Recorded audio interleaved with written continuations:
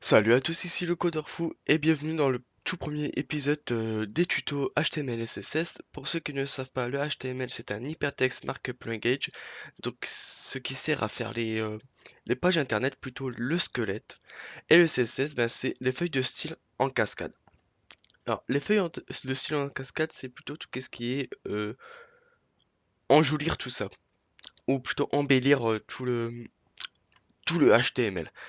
Donc on va tout de suite commencer. Donc déjà on va faire HTML tab. Oula, ça n'a pas fait comme je le voulais. Voilà.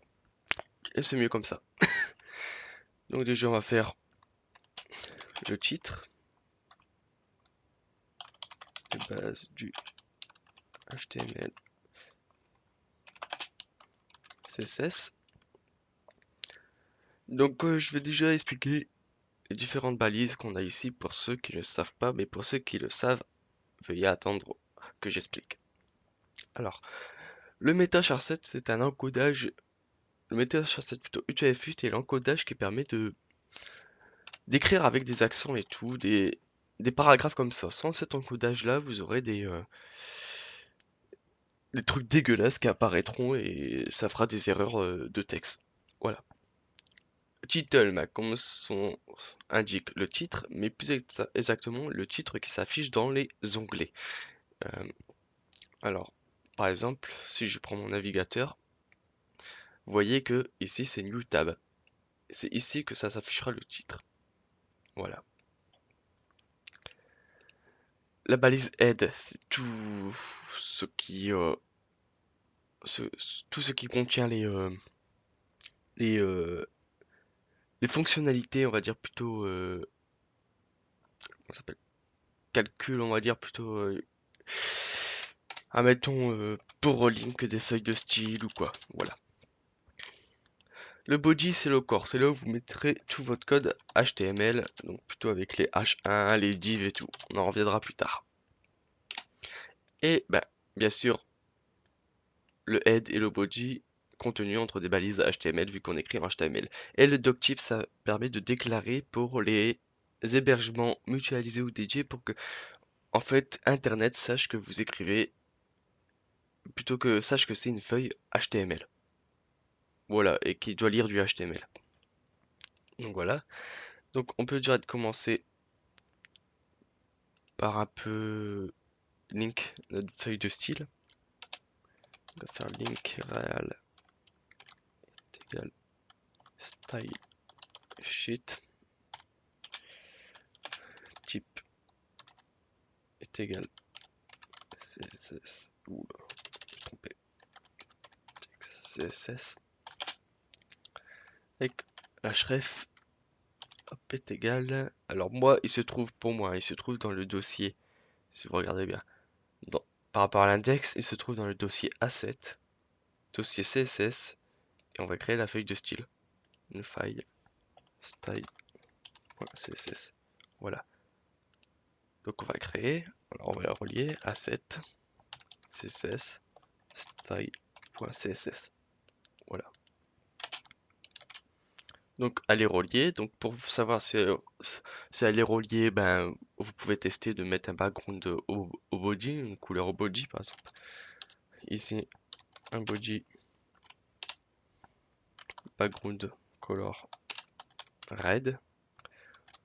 Donc techniquement si je l'ouvre directement grâce à un CTRL O, vous voyez il est affiché. Voilà. Donc on va pas s'occuper de la feuille de style, on va direct faire tout le HTML et après on va faire le CSS. C'est comme ça qu'on fonctionne en étant développeur. Alors moi j'ai l'habitude c'est de séparer mes, mes plans, plutôt mes pages en sections. Par exemple s'il y a plusieurs sections par exemple dans la même page, donc c'est mieux de s'organiser comme ça. Donc id est égal section 1 qui est alors un H1. Le H1 est un titre où vous devez en avoir qu'un seul par page. Et voilà, c'est le titre de votre marque ou quoi. tout simplement. Donc moi personnellement j'ai pas de marque, donc je mets juste les bases du HTML. HTML, oula, CSS. On va faire ma balise H1. On crée une div, je mets pas d'idée ou quoi, vous allez comprendre plus tard pourquoi. Alors, je vais expliquer d'abord c'est quoi une div au lieu d'enchaîner. Une div c'est tout simplement une boîte. Une boîte. Et à l'intérieur de cette boîte, vous allez y mettre du contenu. Ça fonctionne un peu comme ça. Par exemple, la section est une grande boîte. À l'intérieur des sections, je mets plusieurs diffs pour faire plusieurs petites boîtes. Ou vous pouvez par exemple remplacer la section par une div, hein, ça vous empêche pas, hein. C'est juste, je préfère mieux faire comme ça pour que vous compreniez bien. Voilà. Donc là, je mets un lorem. Oula, un lorem ipsen. Je vais faire ma balise P. Alors là, j'ai un lorem ipsen qui est apparu, donc si vous en avez pas, si votre éditeur de texte ne vous permet pas de, dès que vous tapez le rem, d'afficher ça, euh, ne vous inquiétez pas, vous allez sur internet, vous tapez le rem, le premier, le rem ipsen, vous descendez un peu et le texte qui a été collé, c'est celui-là, tout simplement. Qui a été affiché, c'est celui-là. Voilà. Donc ça c'est fait.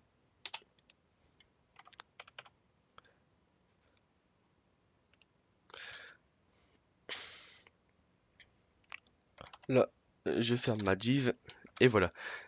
Pour le début, on va faire ça. Parce qu'après, on a plusieurs choses à faire dans le CSS. Après, ça dépendra du temps.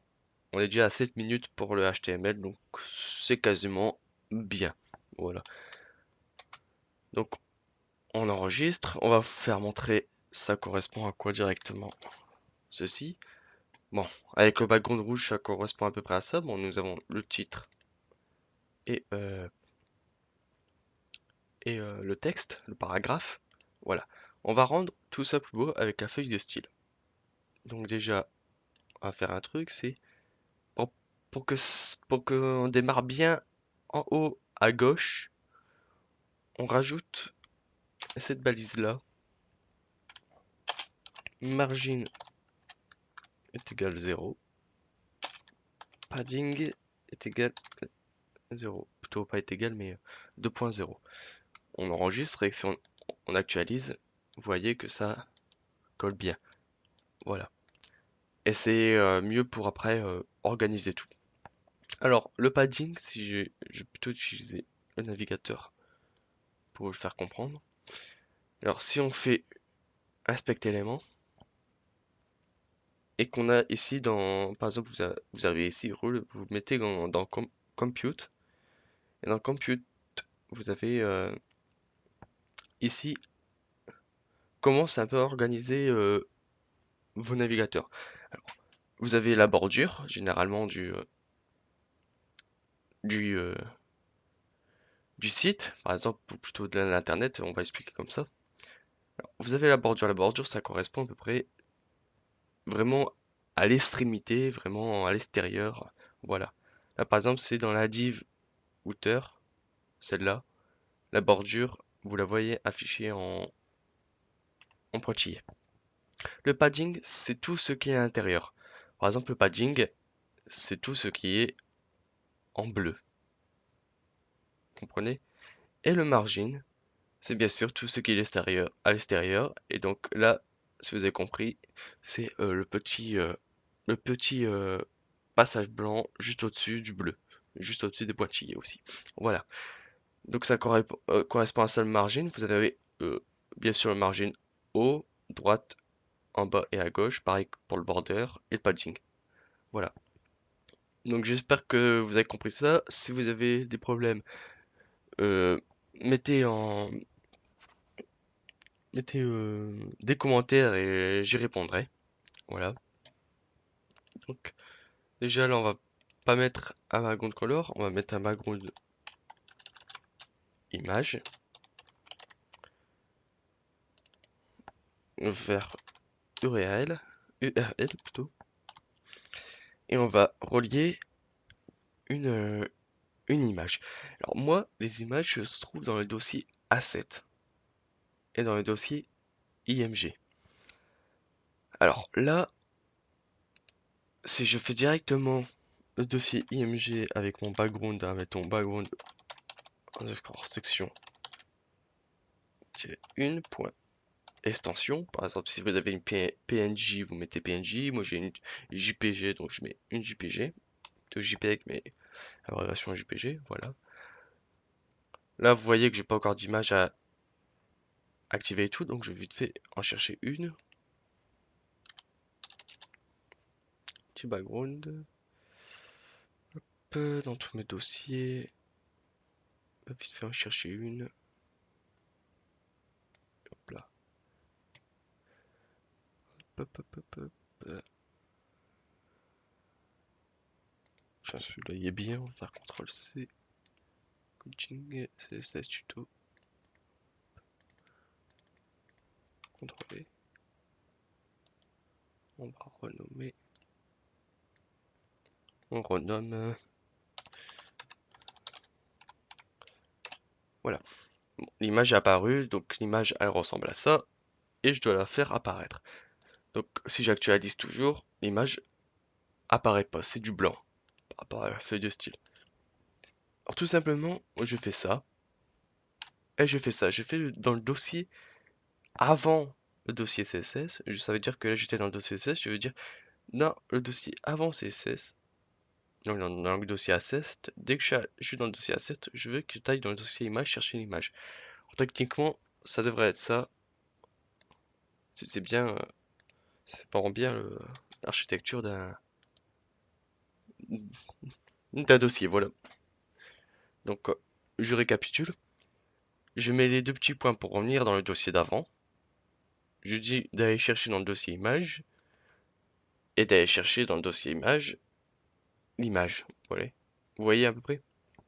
Ça fonctionne pareil que votre comment ça s'appelle explorer de fichiers. Hein, vous voyez, ça fonctionne comme ça. Par exemple, si je mettais ici, par exemple, deux petits points, ça fonctionnerait aussi. Bon, ça fonctionnerait techniquement, mais là, il veut pas. Parce que c'est Windows, mais sinon, vous avez compris le principe. Ça veut dire qu'en fait, c'est à peu près comme l'architecture d'un fichier. Par exemple, je lui ai dit d'aller. Là, je lui ai dit d'aller chercher dans le dossier Asset, le dossier image, l'image. Voilà, tout simplement.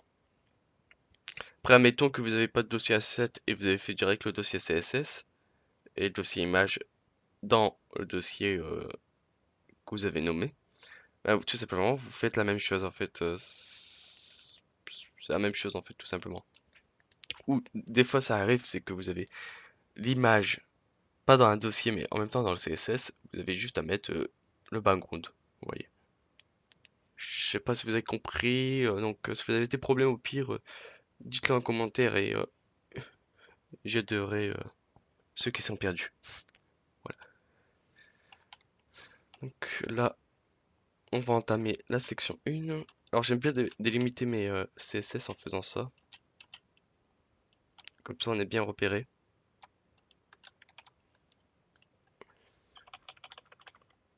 Donc là c'est section 1. Voilà. Alors là on va entamer la section 1. Donc je lui dis de mettre une largeur de 100%. Ça prend tout la largeur. Je lui dis par contre une hauteur, je lui dis de 1000 pixels.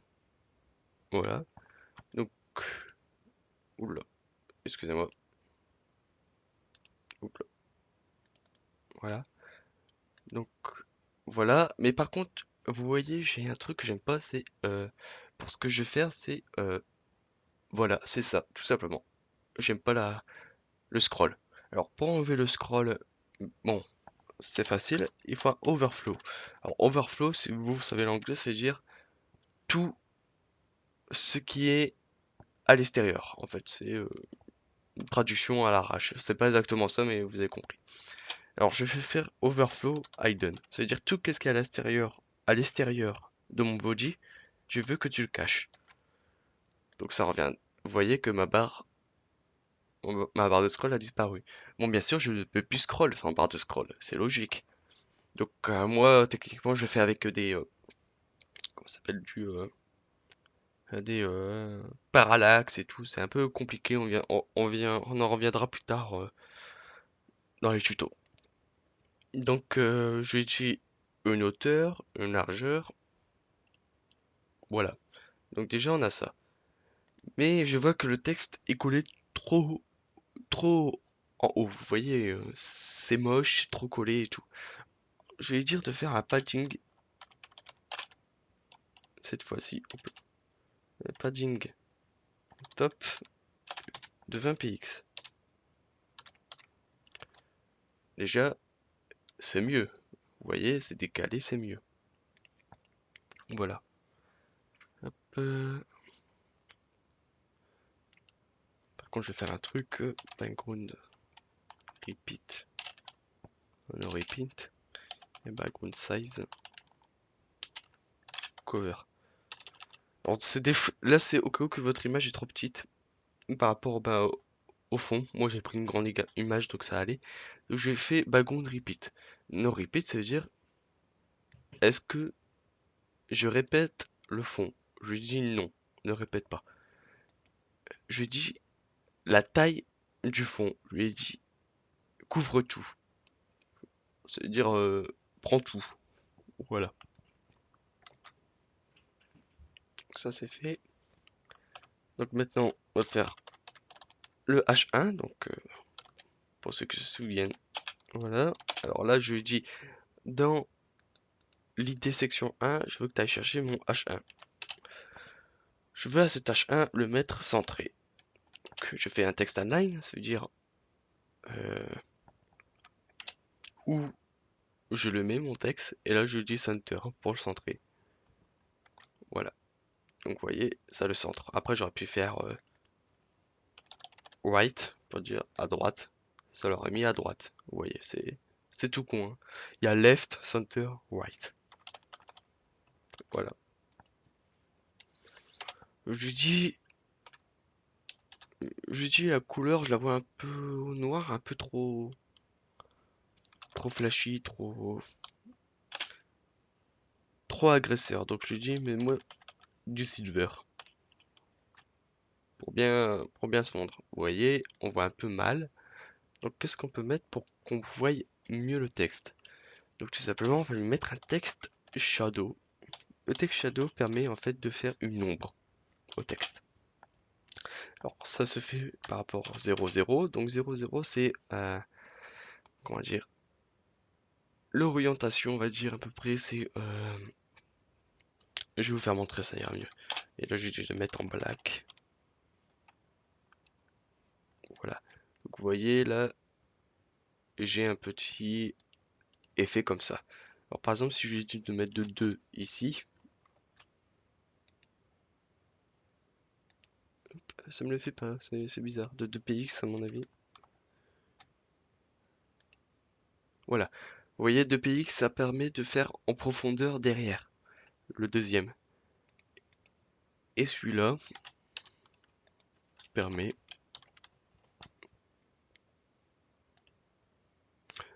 en arrière vers la droite, vous voyez. Donc là, on va laisser comme ça, vu que ça fait beau. Voilà. Donc là, maintenant, on va s'occuper de la div, parce que c'est bien, c'est comme ça. Oula, j'ai du mal. C'est bien, c'est comme ça, mais moi, le texte, là, paragraphe, il est dégueulasse, je l'aime pas. Alors, on va rendre plus beau la div où se trouve le paragraphe.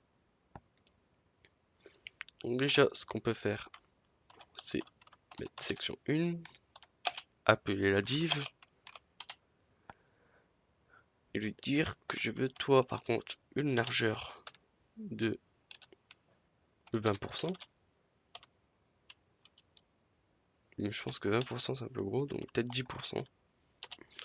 Alors vous pouvez mettre en pixels aussi, hein. Moi je mets en pourcentage pour que ça soit pour que ça soit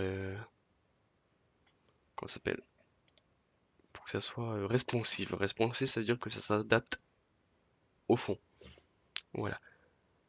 Donc je lui ai dit une hauteur de une largeur plutôt de 10% et je lui ai dit par contre une hauteur cette fois-ci automatique. Alors pourquoi automatique? Ça veut dire que si je rajoute pas de contenu, j'aurais pas fait une taille trop grosse. Et si le con... et ça s'adapte par rapport au contenu. Je rajoute de contenu, elle s'agrandit. Je enlève du contenu, elle réduit en hauteur, tout simplement. Voilà. Donc par contre, toi, je veux que tu aies un background color. Oula, background color RGBA que je vais mettre en 0, 0, 0.5. Alors, qu'est-ce que c'est cette balise RGBA? Alors pour ceux qui font des études de design ou qui sont un peu utiliser Photoshop, les couleurs RGBA c'est le degré de couleur rouge, vert et bleu. Alors comme je mets 0, c'est du noir, vous voyez. Comme c'est 255 O3, c'est du blanc. Et le dernier, le A, ça veut dire opacité.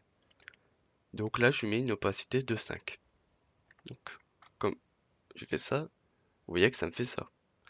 Par contre, tu vois que 10%, c'est pas très bien 10%. Donc je vais essayer 20%.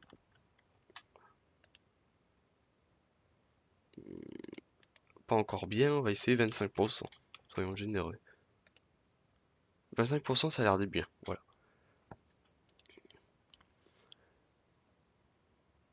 Par contre, je me dis, c'est bien, mais c'est à gauche et j'ai envie qu'il soit en dessous du titre.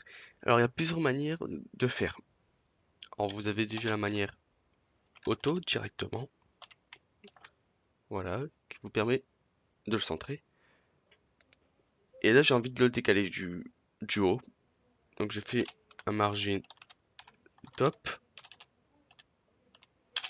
de...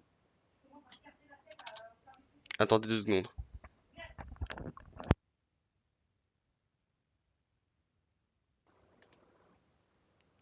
Excusez-moi. Voilà. Petit problème. Voilà. Alors, on était au margin top. Alors, là, par exemple, je disais que c'est trop collé, donc je veux que tu fasses un margin top. Voilà. Et vous voyez, ça le décale. Par contre, deux margines, pour moi, ça me fait mal au crâne, voir deux margines. C'est dégueulasse dans mon code. Pour moi, hein, personnellement, après, pour opérer, au tout début, j'avais fait ça, mais maintenant, je fais autrement. Je fais directement un margin. Je lui dis 10 pixels dès le début.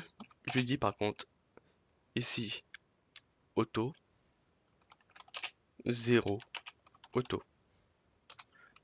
Voilà. Techniquement, ça ne devrait pas changer. Voilà. Alors, je vais expliquer exactement pourquoi je fais comme ça. Alors, 10 pixels, quand vous vous souvenez que c'est au top. La auto, la 0, la auto. Donc exactement, respectivement dans le sens d'une aiguille d'une montre. On démarre du haut. Je dis à droite, tu me fais automatiquement. En bas, j'ai rien, donc je te mets 0. Et à gauche, automatiquement, ça veut dire que droite et gauche sont automatiques et ça le centre. Voilà, tout simplement. Par contre, le texte, je le vois un peu trop collé et j'aime pas. Donc je lui dis, fais-moi un padding de 20 pixels. Tout simplement. Voilà. Alors techniquement, vu que j'ai fait un padding de 20 pixels, on devrait réduire la taille si c'était en pixels aussi, mais là, vu que c'est pas en pixels, on n'a pas trop besoin. Voilà. Mais pour le concret, on va faire 10 pixels par contre. Pour le concret, je vais faire autrement. Je vais pas mettre en pourcentage. Je vais mettre en pixels. 280 pixels par 280 pixels. Je pense que j'ai même pas besoin de ça. Ça le fait automatiquement aussi.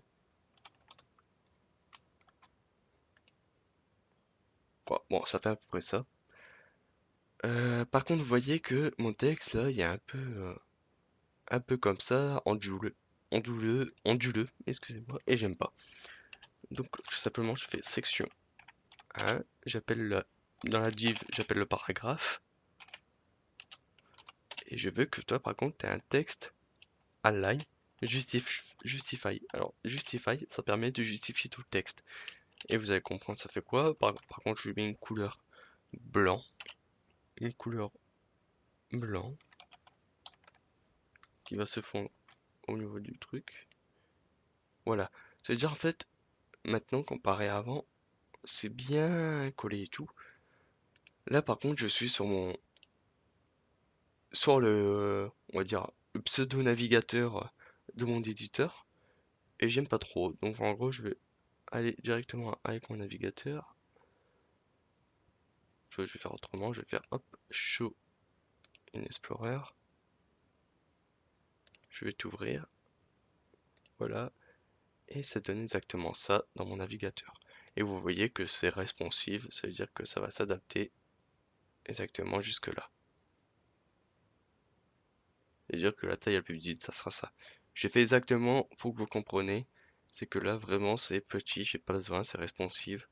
Mais après, le responsive, c'est vraiment compliqué, donc je ne veux pas vous en mettre directement. Voilà. Donc j'espère que ce premier tuto des bases du HTML et CSS vous aura plu. N'hésitez pas de me dire en commentaire les choses à améliorer. Bye bye tout le monde.